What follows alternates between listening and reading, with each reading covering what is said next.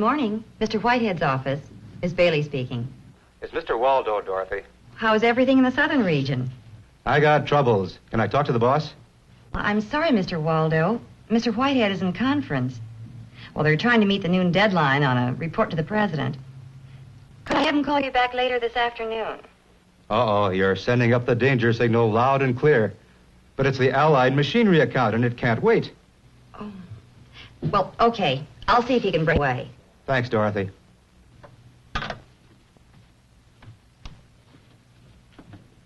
Now, how about this report here? You got that one? That one. You added that in. Okay. Mr. Whitehead. Yes, Dorothy? Mr. Waldo's on line 5. Well, I told him what you were doing, but he said it was urgent. What's up? It better be quick. Don, I know you're busy, but this is urgent. There's only one thing. Allied has a problem, and if we can't solve it, they're going to take their business someplace else. Well, that's one of our oldest accounts. Allied has an order up there for special parts. They need them right away. But if the parts are shipped out by truck, it'll take 4 days for them to get down here. Can't we fly them the order? Well, why didn't you call Doug Oliver in shipping and have him fly it down? Don, this needs a push from the top. The last time I asked Oliver to fly an order, he said there was a clampdown on air shipments. Claims we're always asking for special favors. Okay, I'll push. We don't want to lose a client like Allied. Now sit tight. We'll get them their parts by tomorrow. Thanks, Don. I wouldn't have asked for your help, but there's a new company down here that can furnish the same parts, and they'd just love to get the Allied account away from us. We'll get Allied their parts, don't worry. Dorothy? Yes, Mr. Whitehead. I can't break away from here, and Waldo's in trouble. I want you to call Oliver and ask him if he can ship that Allied order air freight today. Tell him that Allied has got to have those special parts right away or we'll lose the account. Yes, Mr. Okay? Whitehead. Let's see, you fellas got these,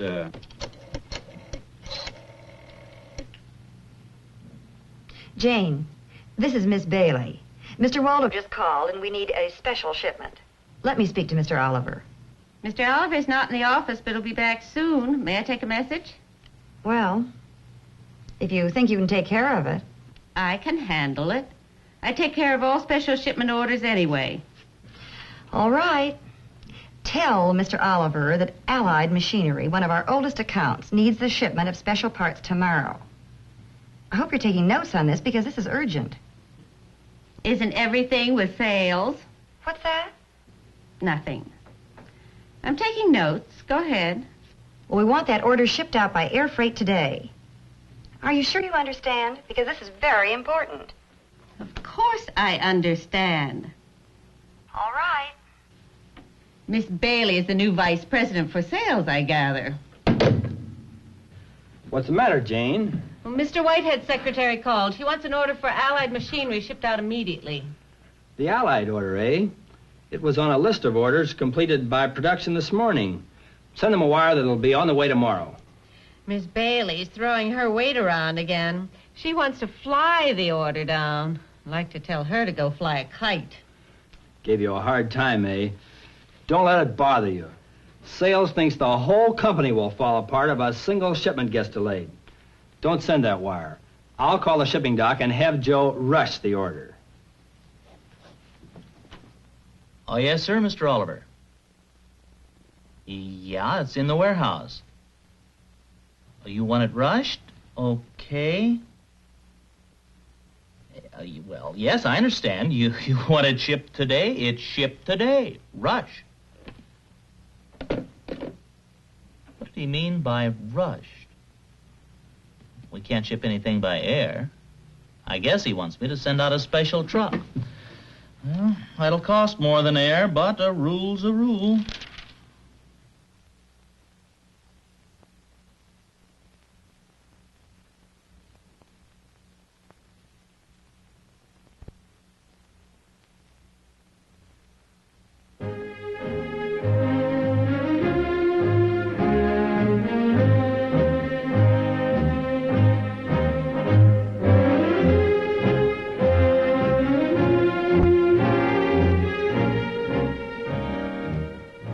What happened in this obvious communication failure we saw? We can agree that this kind of distortion occurs all too often in our own organizations. But what went wrong, and why? As we talk about this, it's not very useful to ask whose fault it is. In one sense, it wasn't anybody's fault. Each of us looks at the world from his own point of view, and we change what we see to fit what we expect or want it to be. That's the way the world is. The kind of breakdown we've just seen was the result of faulty communication. Everybody, from the regional sales manager to the general sales manager at the home office, down to the shipping foreman, had his own meanings for what he said and what he heard. And these meanings were different for each person in the chain. That's always the case. The things each of us say don't have any meanings by themselves. Meanings are in people. People are different, and therefore their meanings are different. But it doesn't do much good just to say that's the way the world is. This kind of failure causes serious breakdowns in managerial effectiveness and efficiency. It causes a breakdown in productivity or sales, and that means serious dollar loss to the company.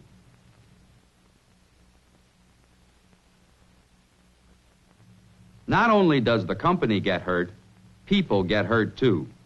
Oh, fine. Thanks a lot. I don't know. What good is it for me to knock myself out if the Home Office can't even handle a simple request for a special shipment? It produces a significant loss in employee morale. That Dorothy Bailey, who does she think she is? Blaming me for the cancellation. Mr. Oliver may have to take a pushing around from her, but I don't. You just wait.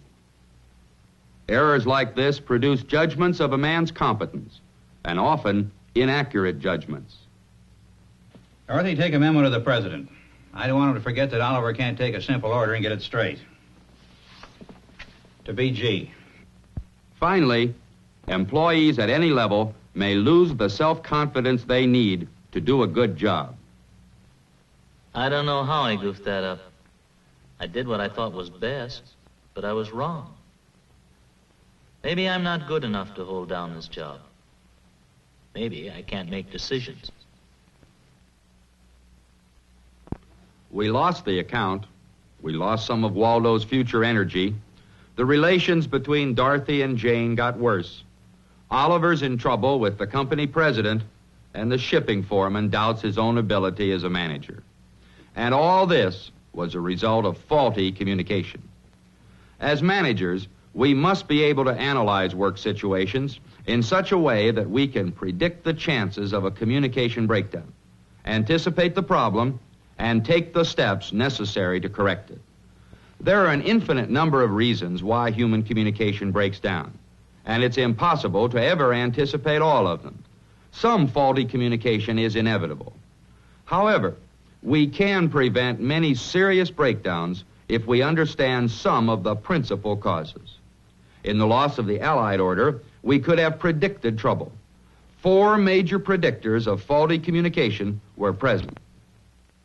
The amount of competition messages have, a threat to status and ego which is involved, uncertainty and error in what is expected, the number of links there are in the communication chain. Let's look at each of these in turn in the handling of the Allied order and see what people might have done to avoid a breakdown. First, we know from communication research that faulty communication occurs when a message has to compete for attention.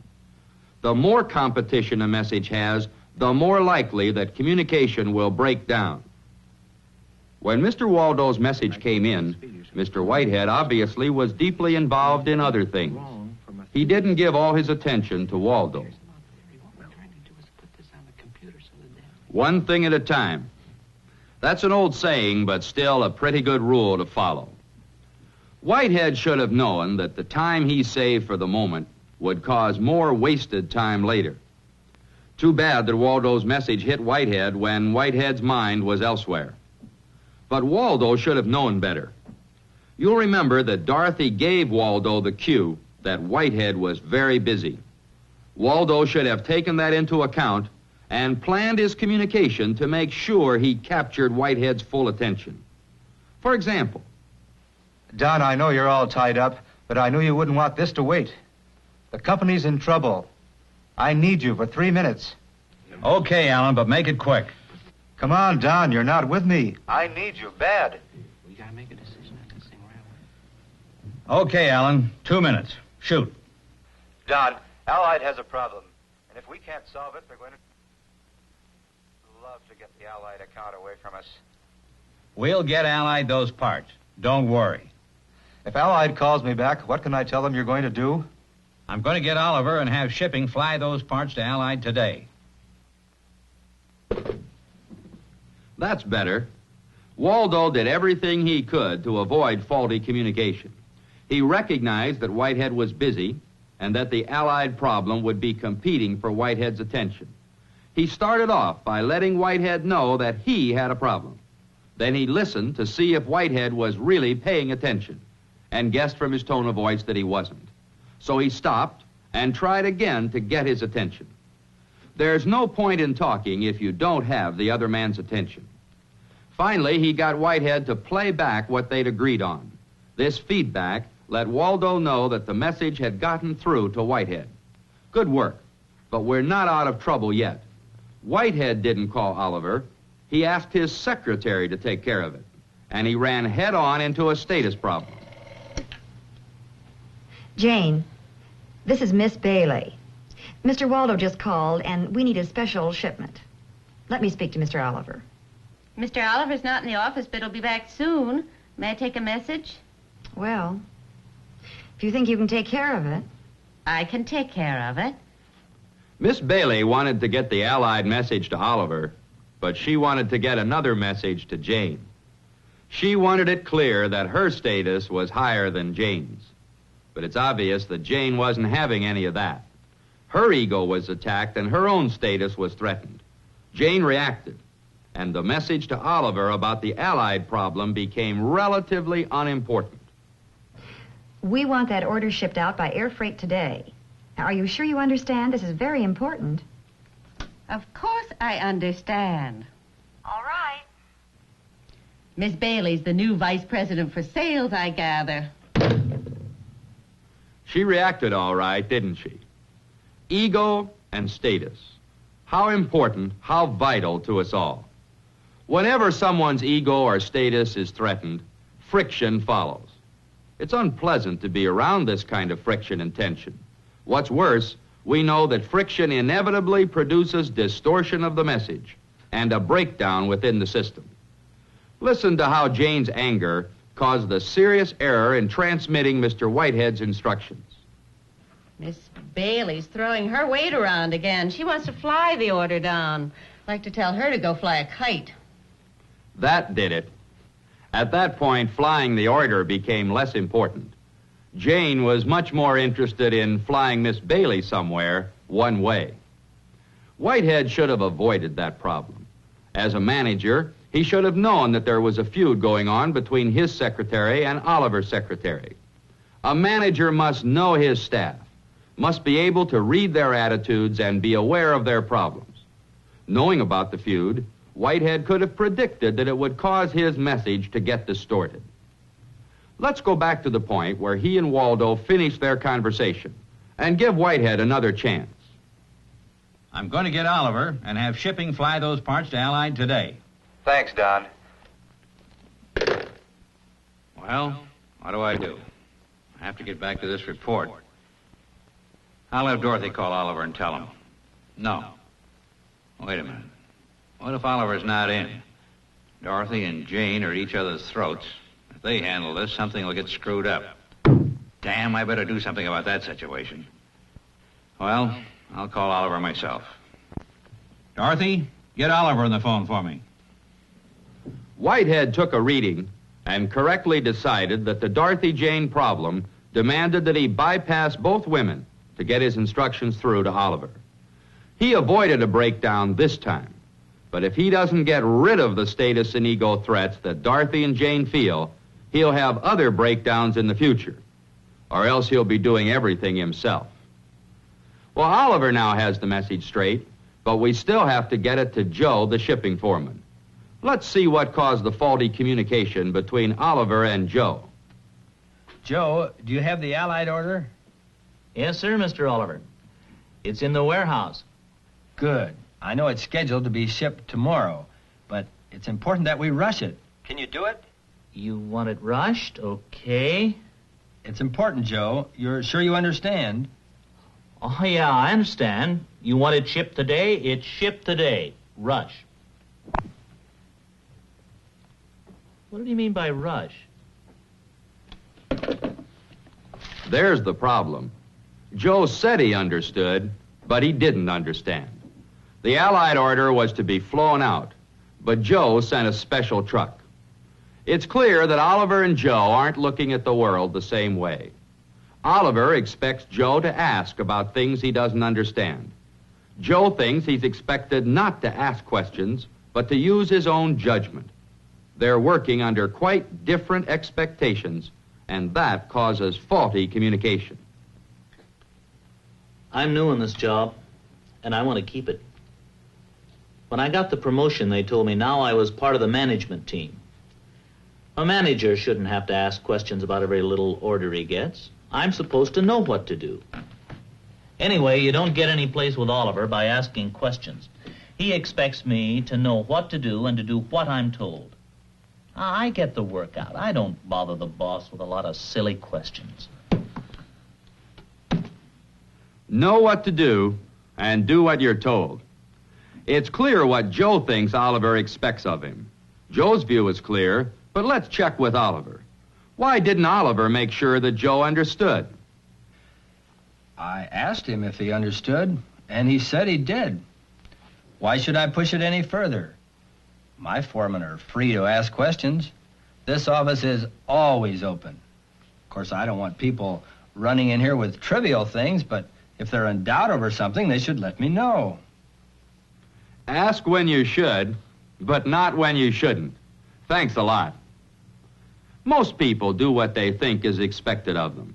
When their expectations are in error, or when they're ambiguous, communication breaks down. Oliver could have protected against this breakdown if he had asked Joe what he understood rather than just whether he understood. If you ask somebody whether he understands, all the pressure is on him to say yes. When you ask what he understands, you make it easy to find out where the trouble is. Oliver also could have used this situation to help get Joe's expectations more in line with his own, and it would only have taken an extra few seconds. Wouldn't it have been better if Oliver's conversation with Joe had gone like this? It's important, Joe. You're sure you understand? Yeah, I understand. You want it shipped today? It's shipped today. Rush. How are you going to ship it? Well, I'll send a special truck. No, Joe. I want it to go by air. Gee, Mr. Oliver, I was told we're not allowed to fly anything anymore. Well, that's general policy, Joe, but we can make exceptions. If we don't get this order out today, Allied will cancel their account. I see. Well, I'll get the order on the 4 o'clock plane. I'm sorry, I didn't understand. That's okay, Joe. What's important is that we got it straight. It's easy to get things confused. That's why it's so important to ask questions whenever you're not sure. The company's in trouble whenever we don't have good communication. Anytime you're not sure, sing out. That wasn't bad. Joe's expectation should be a little more accurate now. We've looked at 3 predictors of faulty communication. There's another one, and it's the hardest of all to combat. We've seen that messages can get distorted whenever 2 people are involved. If you add more people, you add more distortion.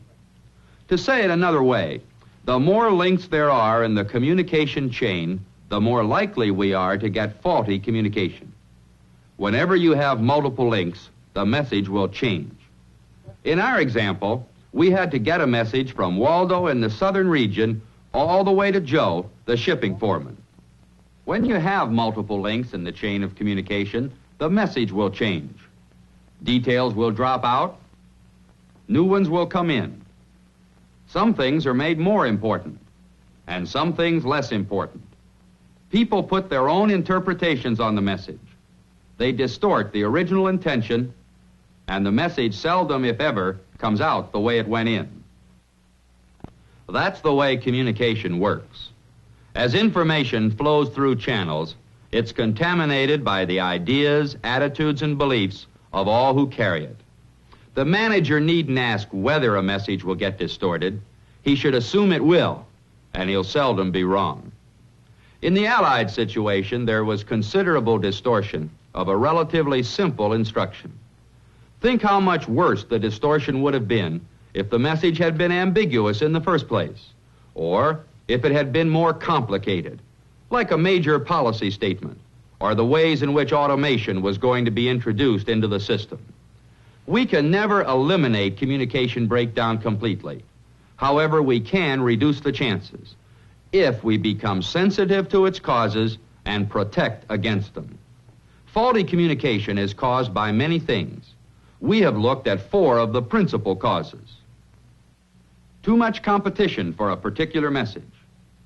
Distortions because of threat to status or ego. Faulty or ambiguous expectations. Too many links in the communication channel. The effective manager needs to take these 4 predictors into account in planning his communication strategy. When any of these factors is present, the chances of breakdown are high, and the manager must pay special attention to his communication. This takes time and talent, but it takes more time later if we overlook good communication. And the professional manager must have the talent that is needed.